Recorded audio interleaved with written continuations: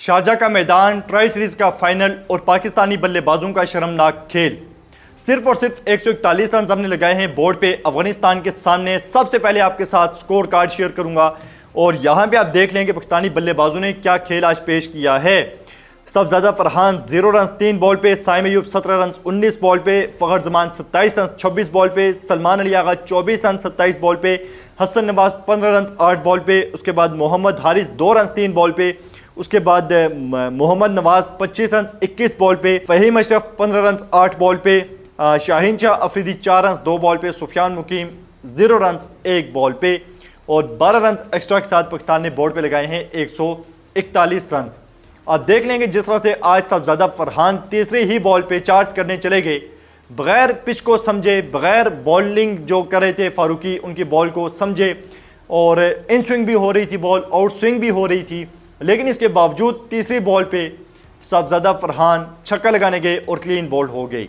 हमने पहले भी देखा है कि स्टार्ट मिलने के बावजूद वो आगे डिलीवर नहीं कर पाते और कन्वर्ट नहीं कर पाते बड़ी इनिंग में। फिर उसके बाद क्या हुआ, एक छोटी सी पार्टनरशिप लगी।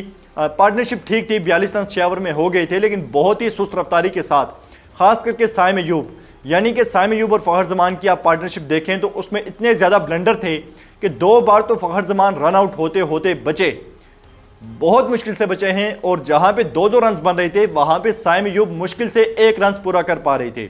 उसके बाद बिल्कुल भी अच्छे टच में नहीं लग रहे थे, लूज बॉल जो थी उन पे भी बाउंड्री नहीं हासिल कर सके और बड़ी गंदी इंटेंट के साथ उन्होंने आज खेली है क्रिकेट।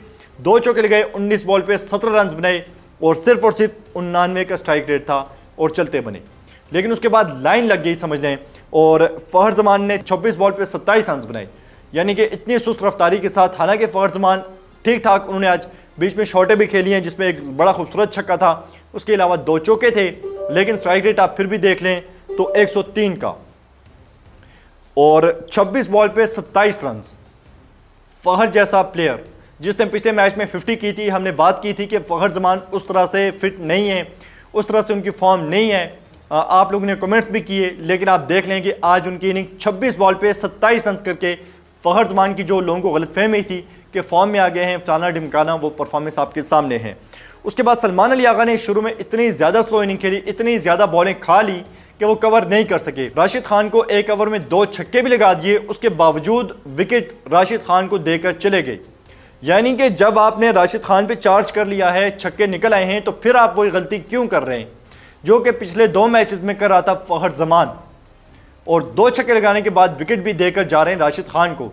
यानी कि आप राशिद खान को विकेट ना दे, रन आ गए हैं उस ओवर में और अगले ओवर में बॉलर प्रेशर में आएगा और वहां पे आप उसके अगेंस्ट चार्ज कर सकते हैं। जब आपको बाउंड्रीज मिल गई हैं, 2-3 बॉलें लूज मिली, आपने बाउंड्रीज में उसको कन्वर्ट कर दिया, उसके बाद आप स्ट्राइक रोटेट करें, प्रेशर अफगानिस्तान पे जाए, लेकिन आपने फिर वो जो छक्के लगाए, विकेट देकर चले गए और 27 बॉल पे 24 रन की इनिंग खेली सलमान अली आगा ने, स्ट्राइक रेट 88 का और 2 छक्के ही उनकी इनिंग में शामिल थे।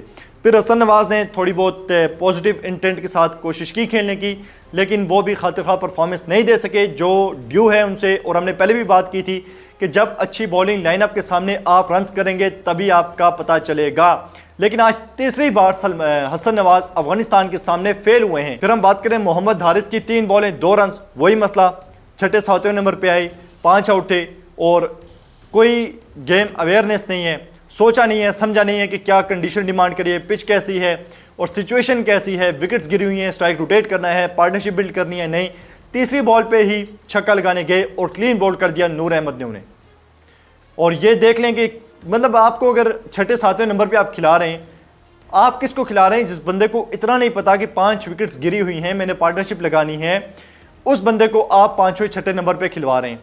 हमने पहले बात की या तो इसे वन डाउन खिलाओ या ओपनर खिलाओ, अगर नहीं खिला सकते तो इसे टीम से बाहर कर दो। आखिर में आप देख लें कि मोहम्मद नवाज ने मेरे ख्याल में एक अच्छी इनिंग खेली है और बड़े इंपॉर्टेंट रन पाकिस्तान के लिए किए हैं। 25 रन 21 बॉल पे, जिसमें 2 छक्के शामिल थे, और फिर फहीम अशरफ ने 15 रन बनाए 8 बॉल पे। मेरे ख्याल में ये एक ज़बरदस्त इनिंग थी। आखिरी टाइम बस जो यही उनको कोई 10-12 बॉलें थी उनके सामने, तो 15 रन उन्होंने किए 8 बॉल पे और शाहीन शाह अफरीदी ने 4 बॉलों पे 2 रन बनाए।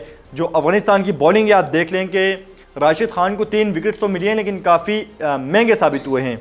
राशिद खान को रन्स पड़े हैं 4 ओवर में 38 रन, 3 विकेट्स लिए लेकिन 38 रन उन्हें पड़े हैं। और उसके बाद नूर अहमद ने 4 ओवर में 17 रन दिए, 2 विकेट्स निकाली। और नूर अहमद के सामने अगर हम इतना स्ट्रगल कर रहे हैं तो जब हमारे सामने आएंगे कुलदीप यादव तब हमारा क्या होगा।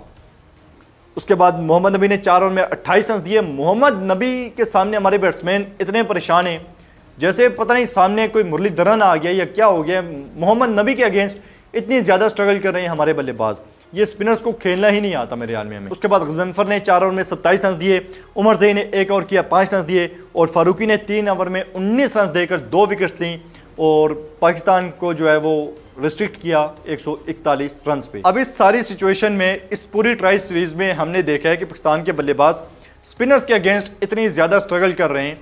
और अगर आप देखें सामने बांग्लादेश होगी, श्रीलंका होगी, इंडिया होगी, अफगानिस्तान होगी, इन सब के पास क्वालिटी स्पिनर्स हैं, ख़ास करके अफगानिस्तान और इंडिया के पास। तो पाकिस्तान फिर एशिया कप में कैसे सरवाइव करेगा इस कंडीशन में मुश्किल ही नज़र आता है।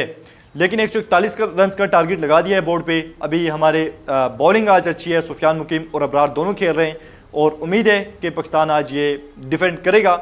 लेकिन जहाँ तक बैटिंग की बात है, बैटिंग हमने बहुत गंदी की है। अब देखते हैं कि क्या पाकिस्तान के बॉलर्स ये रन डिफेंड कर पाएंगे या नहीं। वीडियो पसंद है तो लाइक कर दें, शेयर कर दें, सब्सक्राइब नहीं किया हुआ तो सब्सक्राइब भी कर लें।